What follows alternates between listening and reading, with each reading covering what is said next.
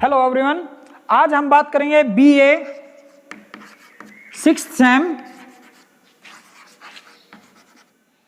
Chapter 1 जिसका नाम है वाणिज्यवाद।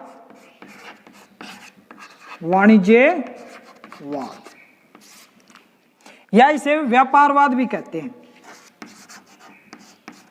व्यापारवाद। अब वाणिज्यवाद है क्या? वाणिज्यवाद उस आर्थिक विचारधारा का नाम है जो यूरोपीय देशों में 16वीं से 18वीं शताब्दी में चली थी। यानी कि 16वीं से 18वीं शताब्दी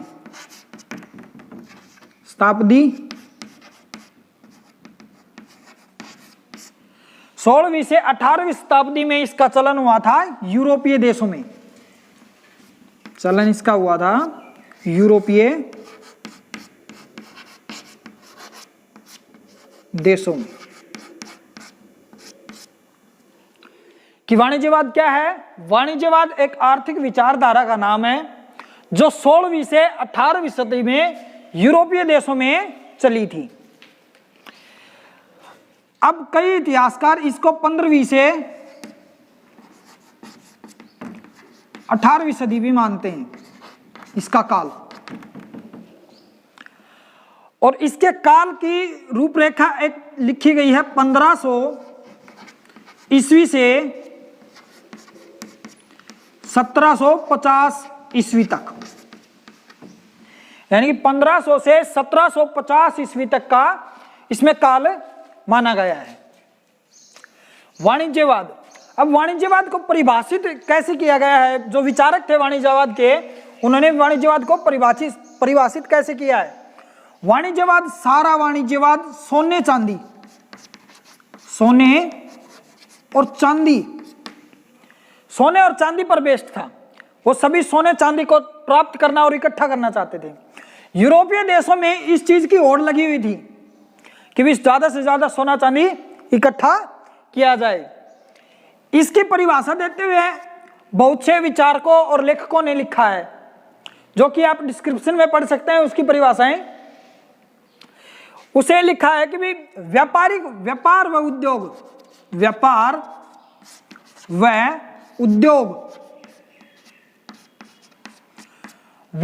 उद्योग को नियमित और नियंत्रित, कि व्यापार व उद्योग को नियमित और नियंत्रित करके सोने चांदी को प्राप्त करने की जो नीति थी उसे क्या कहा गया? वाणिज्यवाद। और वाणिज्यवाद जो कि सोना और चांदी पर ही निर्भर था, इसलिए इसे धातुवाद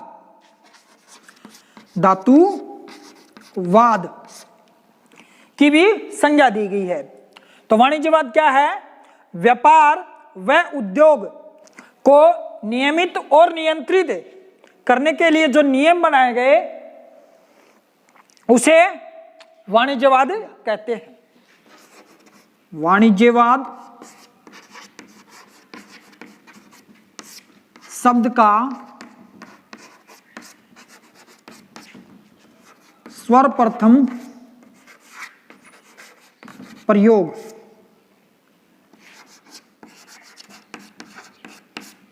किसने किया? एक अंग्रेज अर्थशास्त्री थे जिसका नाम था एडम स्मिथ। कि एक अंग्रेज अर्थशास्त्री एडम स्मिथ ने सबसे पहले वाणिज्यवाद शब्द का प्रयोग किया। और किस में किया? इनकी पुस्तक का नाम वेल्थ ऑफ नेशन। कि वेल्थ ऑफ नेशन जो इनकी पुस्तक है, इसमें सबसे पहले इन्होंने वाणिज्यवाद का प्रयोग किया, जो कि 1776 में प्रकाशित हुई। वाणिज्यवाद का सबसे पहले प्रयोग एडम स्मिथ ने किया। इनकी किताब का नाम वेल्थ ऑफ नेशन है और जो 1776 में प्रकाशित हुई। भाई शक्ति की इकाई में, शक्ति की इकाई में कि शक्ति की इकाई में वाणिज्यवाद शब्द का प्रयोग किसने किया? वो भी एक अंग्रेज अधिकारी थे या अर्थशास्त्री थे, उसका नाम था विलियम कनिंघम। William Cunningham. वाणिज्यवाद का शक्ति की इकाई के में रूप में प्रयोग किया विलियम कनिंघम ने। इनकी पुस्तक का नाम था the growth of English industry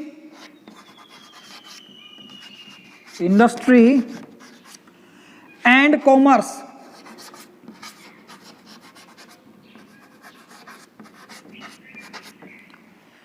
शक्ति की इकाई के रूप में इस प्रयोग किया विलियम कनिंघम ने। इनकी पुस्तक का नाम था the growth of English industry and commerce. एकीकरण के रूप में,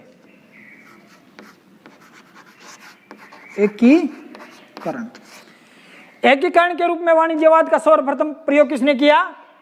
वो थे एक जर्मनी अर्थशास्त्री जिनका नाम था गुस्ताव वान सलोमर।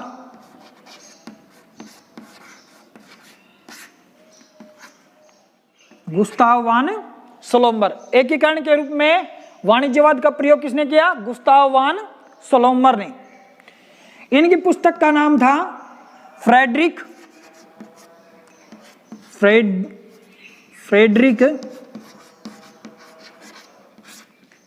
महान की आर्थिक नीतियां।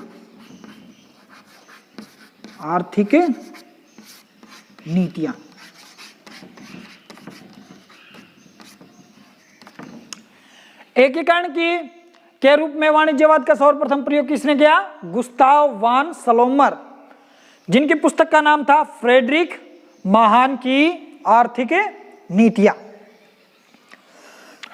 अब जर्मनी और फ्रांस में वाणिज्यवाद को किस नाम से पुकारा जाता है? कि जर्मनी में वाणिज्यवाद को किस नाम से पुकारा जाता है? कैमरलवाद से या कैमरलिज्म। जर्मनी में वाणिज्यवाद का नाम कैमरलवाद, और फ्रांस में वाणिज्यवाद को कोलबर्टवाद। अब इसका कोलबर्टवाद नाम क्यों दिया गया है? क्योंकि लुई सम्राट के 14वें के जो वित्त मंत्री थे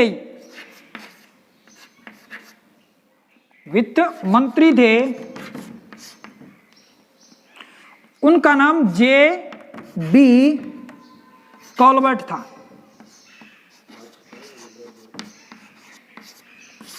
और उन्होंने ही फ्रांस में वाणिज्यवाद को बढ़ावा दिया था और यह अहम भूमिका निभाई थी। इन्हीं के नाम पर फ्रांस में इसे क्या कहा जाता है? कोलबर्टवाद। अब हम बात करेंगे वाणिज्यवाद के उदय के कारण। वाणिज्यवाद के उदय के कारण क्या थे? कि पहला कारण है पुनर्जागरण, यानी लोगों के अंदर परिवर्तन होने लगे, लोगों के सोचने में परिवर्तन होने लगे। लोग पहले क्या थे?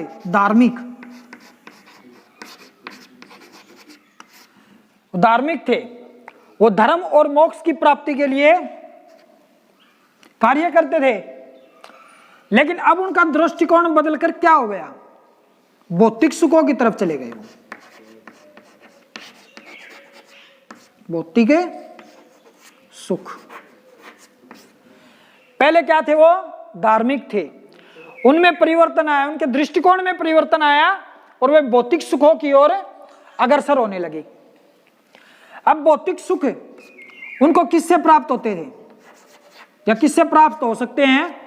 धन से। भाई धन से ही भौतिक सुख मिलेंगे। और धन किससे मिला या धन किससे प्राप्त किया? व्यापार से। अब व्यापार से ही धन मिला तो इससे वाणिज्यवाद का उदय हुआ। अब इसका दूसरा पॉइंट है जनसंख्या में वृद्धि। भाई यूरोपीय देशों में जनसंख्या में वृद्धि तेजी से हुई। इसके दो कारण हुए, वाणिज्यवाद को इसके दो फायदे हुए। पहला, सस्ते मजदूर।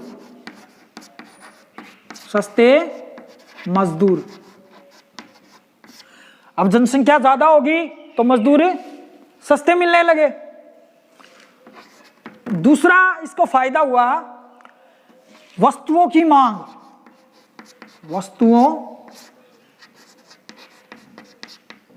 की बढ़ती मांग।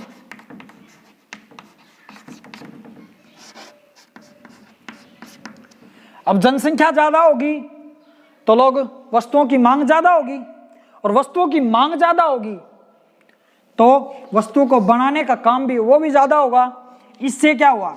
व्यापार के थ्रू ये चीजें हुई, और व्यापार से किसका हुआ? वाणिज्यवाद का। इसके भी दो फायदे हुए, सस्ते मजदूर मिल गए, वस्तुओं की मांग बढ़ी तो व्यापार शुरू हुआ। इससे व्यापारियों का मुनाफा दुगना होने लगा, तो लोग व्यापार की तरफ अग्रसर होने लगे। अब इसका तीसरा पॉइंट है आर्थिक परिवर्तन। अब आर्थिक परिवर्तन क्या हुआ कि मध्यकाल में किससे वस्तुओं का आदान प्रदान होता था? वस्तु विनिमय प्रणाली। कि मध्य युग में वस्तु विनिमय प्रणाली द्वारा आदान प्रदान होता था, लेकिन उसमें परिवर्तन हुआ। अब किसका चलन हुआ? मुद्रा का। अब मुद्रा का चलन होने से व्यापार में तेज हो गई, व्यापार में बहुत विकास हुआ है, उससे वो तेज गति पकड़ गया।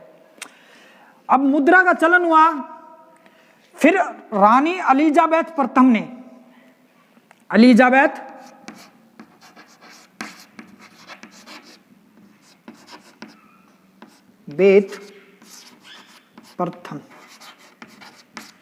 प्रथम ने क्या किया? सिक्कों में सुधार किया। सिक्कों में सुधार हुआ, और क्या हुआ? बैंकों का उदय, और बैंकों का उदय हुआ। वस्तु विनिमय प्रणाली से शुरू हुई, फिर मुद्रा पे गए। मुद्रा में एलिजाबेथ प्रथम ने सिक्कों में सुधार किया, और बैंकों का भी उदय हुआ। अब बैंकों का उदय होने से क्या हुआ कि विदेशी व्यापार में और ज्यादा वृद्धि हुई। विदेशी व्यापार में बहुत ज्यादा वृद्धि हुई, इससे वाणिज्यवाद का उदय होना स्वाभाविक था। अब उसका चौथा और मेन कारण है भौगोलिक खोजें कि भाई नई खोज हुई, नए मार्गों की खोज की गई, इससे व्यापार बढ़ा। 15वीं व 16वीं यानी 15वीं से 16वीं सदी के बीच क्या हुआ? कुछ व्यापारिक रास्ते या समुद्री रास्ते व्यापार के लिए प्रतिबंध कर दिए गए, कि कुछ समुद्री रास्ते समुद्री व्यापार मार्ग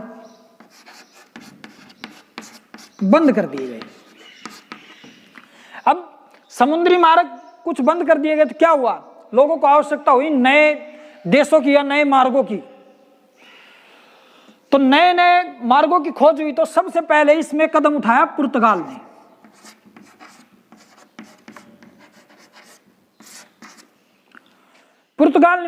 पुर्तगाल ने सबसे पहले इसमें कदम उठाया, और इसी के चलते वास्को डी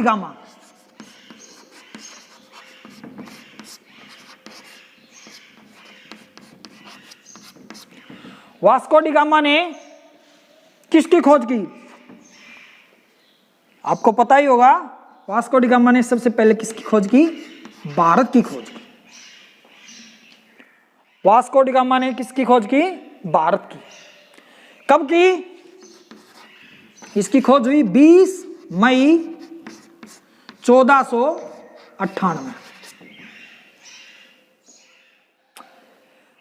पुर्तगाल ने वास्को डी गामा, जो नाविक थे पुर्तगाल के, उन्होंने भारत की खोज की। कब की? 20 मई 1498। अब इसी तरह स्पेन, अब दूसरे देशों ने भी खोज की। इसमें आता है स्पेन। स्पेन के कोलंबस,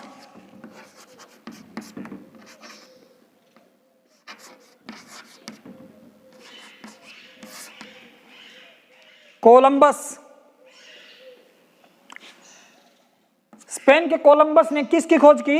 अमेरिका की।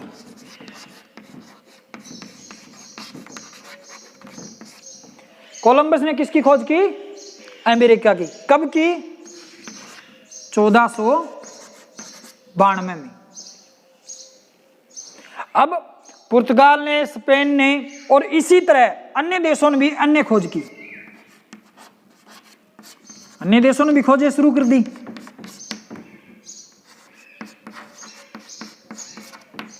और इसमें बहुत से देशों को और मार्गों को खोजा गया, जिससे क्या हुआ भाई, नए देश मिले तो क्या हुआ? व्यापार, उनमें व्यापार किया यूरोपीय देशों ने, और या बहुत से को अपना उपनिवेश भी बनाया, अपना उपनिवेश बनाया और व्यापार बनाया। इससे वाणिज्यवाद का बहुत फायदा हुआ या उसमें बहुत ज्यादा बढ़ोतरी हुई।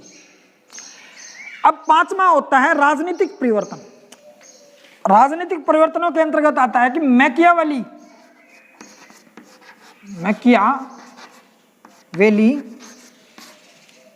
जो मैकियावेली थे, उनकी एक पुस्तक थी द प्रिंस।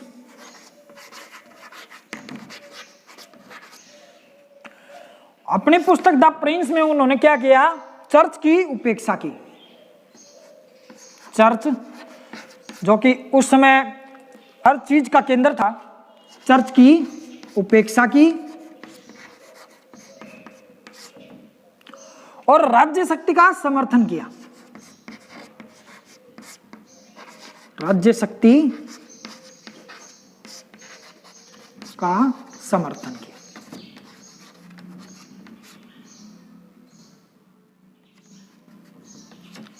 चर्च की तो उपेक्षा की उन्होंने और राज्य शक्ति की समर्थन किया उन्होंने। वो मानते थे कि भाई राज्य की शक्ति ही सर्वशक्तिवान है, वो उसमें किसी भी कानून या किसी भी नागरिक का कोई हस्तक्षेप नहीं है। राज्य अपनी भौगोलिक स्थिति और अपनी शक्ति को बढ़ा सकता है। अब इसी में बहुत से इतिहासकारों ने भी इसका समर्थन किया। सामंत थे, वो कमजोर थे, यानी वो कमजोर पड़ गए थे आपसी संघर्ष के कारण। जो सामंत थे वो कमजोर हो गए, आपसी संघर्ष हो गया, जिसके कारण क्या हुआ कि राजा को अपनी शक्ति बढ़ाने का मौका मिला। भाई सामंत के कमजोर होने से किसको फायदा हुआ? राजा व राज्य को।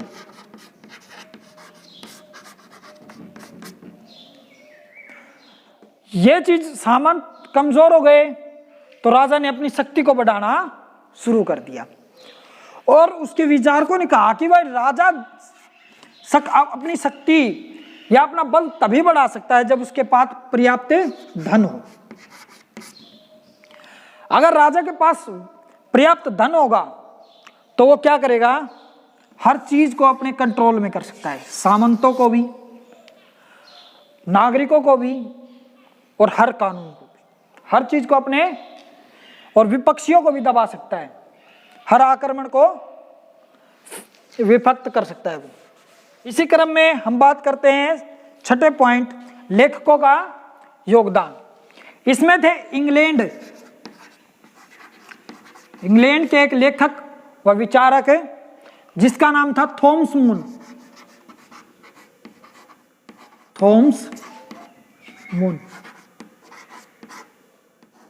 मुन, जिन्होंने वाणिज्यवाद पर बल दिया।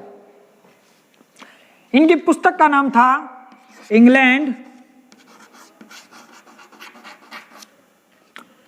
England teaser of foreign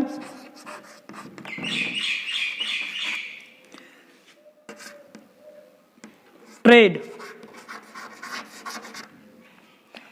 England के थॉमस मुन एक लेखक व विचारक थे जिन्होंने वाणिज्यवाद पर बल दिया।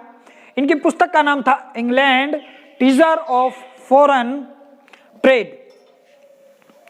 और इसी में एक इटली के भी इतिहासकार थे,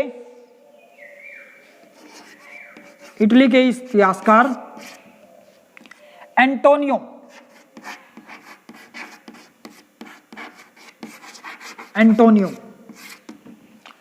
जिन्होंने इस बात का समर्थन किया कि सोने और चांदी को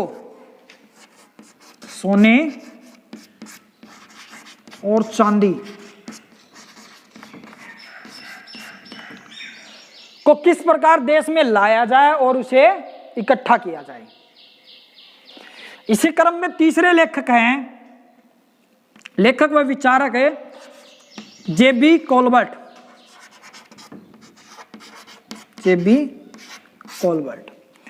जो लुई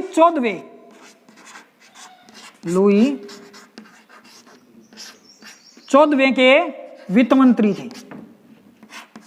क्या थे वो? वित्त मंत्री। उन्होंने भी वाणिज्यवाद का समर्थन किया।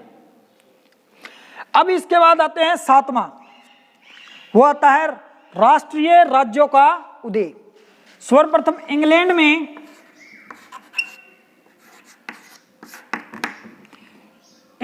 किसका राज्य था? हेनरी सप्तम यानी 7वें का।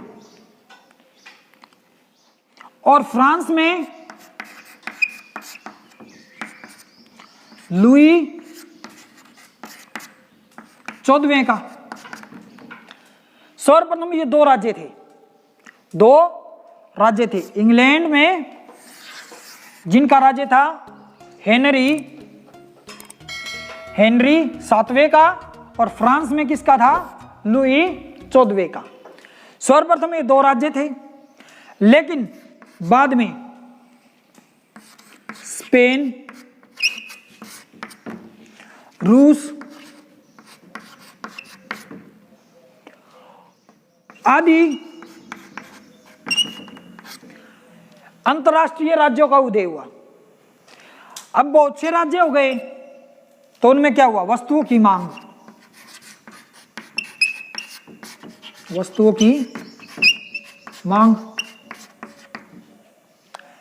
अब राज्य, पहले दो राज्य थे तो वस्तुओं की कम जरूरत पड़ती थी। अब क्या हुआ? स्पेन, रूस और भी बहुत सारे राज्यों का उदय हो गया, तो उन सभी राज्यों को भी वस्तुओं की जरूरत पड़ने लगी। अब वस्तुओं की मांग और राज्य को शक्तिशाली बनानी, दोनों चीज की पूर्ति के लिए किस चीज की जरूरत थी? धन की। हर चीज धन पर बेस्ड हो गई। तो उस वक्त लोगों ने क्या अवधारणा निकाली कि भाई सोने